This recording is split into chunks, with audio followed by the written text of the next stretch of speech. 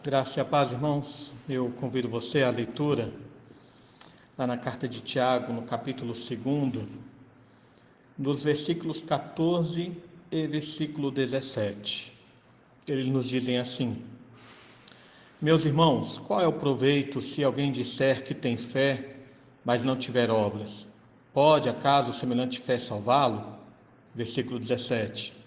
Assim também a fé, se não tiver obras, por si só está morta.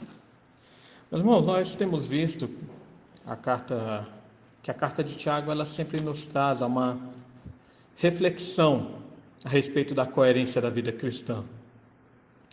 E é dentro dessa coerência que a gente tem que relacionar a questão da fé e das obras, da nossa salvação e como a nossa salvação afeta o nosso agir. Veja que, embora nós tenhamos lido aqui apenas os versículos 14 e versículo 17, a nossa reflexão de hoje vai tratar do versículo 14 até o versículo 26. E eu sugiro que, se você puder fazer uma leitura nesse momento, você dê uma pausa nesse áudio e faça a leitura e retorne, então, dê continuidade aqui à nossa meditação. Mas, se não, posteriormente você também pode fazer essa leitura completa dos versículos 14 ao 26.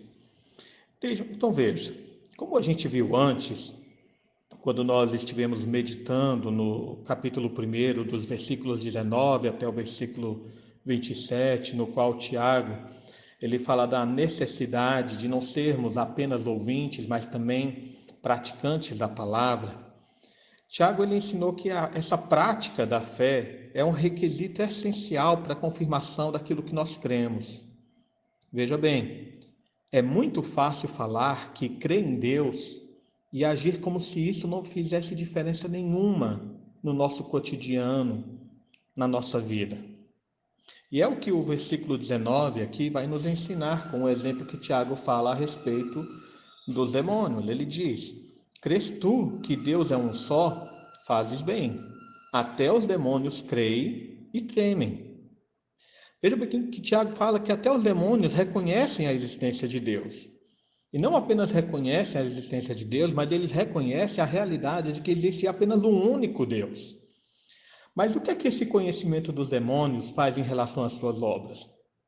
As obras dos demônios são más, e por isso eles serão levados à condenação, apesar da consciência que eles têm a respeito de Deus.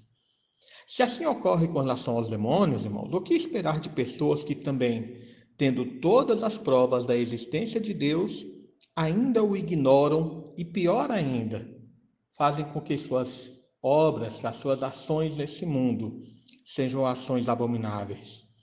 É isso que nós já estivemos vendo em outro momento e estudando do que Paulo fala em Romanos capítulo 1. Eles são indesculpáveis, diz Paulo naquela meditação de Romanos 1, 18 a 32. Os crentes, portanto, eles são chamados a confirmar a vocação e eleição por meio da realização das boas obras. É o que Pedro também ensina na sua segunda carta, lá no capítulo 1, no versículo 10. Veja que Pedro ele diz que nós devemos confirmar a nossa salvação e a nossa eleição. Ele diz: Por isso, irmãos, procurai com diligência cada vez maior confirmar a vossa vocação e eleição, porquanto, procedendo assim, não tropeçareis em tempo algum.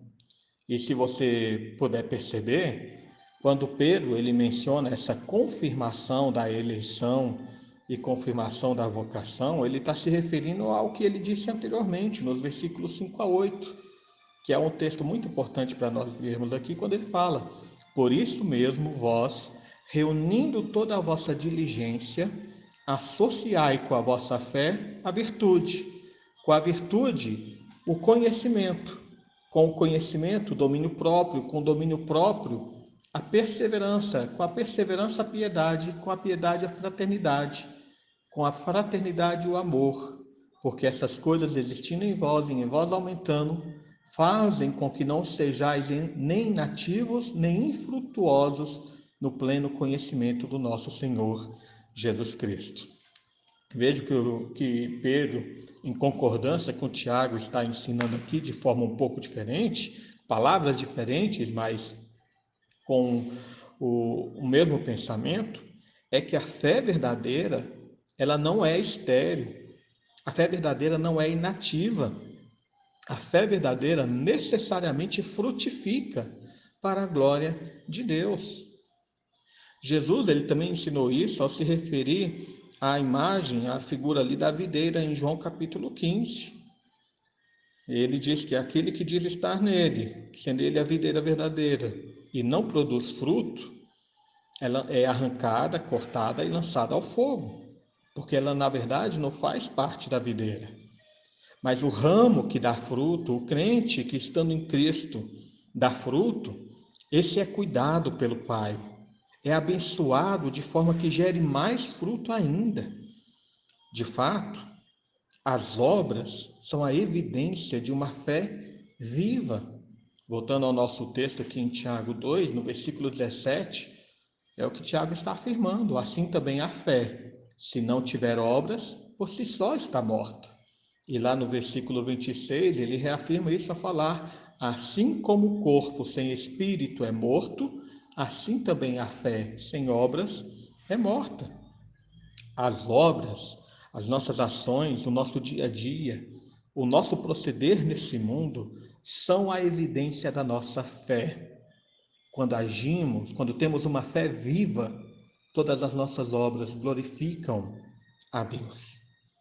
Então veja, e ele dá o exemplo disso quando lá no versículo 15, 16 fala de um irmão ou uma irmã que estiver carecido de roupa, necessitado de alimento cotidiano, e qualquer um entre vós disser, ide em paz, aquecei-vos e fartai-vos, sem contudo lhe dar o necessário para o corpo, qual é o proveito disso? Uma fé que chama o outro de irmão, mas que não supre as suas necessidades, não pode ser colocada como uma fé verdadeira. Então veja, irmãos, que o objetivo dessa coerência entre fé e obras é a glorificação de Deus. Tudo isso por meio do nosso testemunho. Jesus, ele ensinou isso lá em Mateus capítulo 5, versículo 16, falando que os crentes são o sal da terra e a luz do mundo. E ao, portanto, concluir esse pensamento, Jesus falou: assim brilhe também a vossa luz diante dos homens, para que vejam as vossas boas obras e glorifiquem ao vosso Pai que está nos céus. Tiago, todos os apóstolos, eles confirmam que a vida do crente é uma vida não apenas de oração, mas também de prática da fé. Precisamos viver assim para a glorificação do nome do nosso Deus. Oremos. Senhor Deus Pai poderoso, mais uma vez nós nos colocamos diante de Ti. Agradecemos ao Senhor pela Tua obra em nossa vida, pela Tua salvação realizada em nós. Porque por meio da obra do Teu Filho Jesus nós fomos salvos. E assim, ó Senhor, pedimos que a nossa salvação nos leve a realizar obras que glorifiquem o Teu nome. Obras que façam os homens olharem para nós e verem o reflexo do Teu Filho. Para que façam os homens olharem para aquilo que fazemos e busquem a Ti para também a salvação de suas almas. Pedimos ao Pai perdão pelas nossas falhas e pedimos o agir do Teu Espírito Santo, nos dando fé viva e verdadeira. Em nome de Jesus. Amém.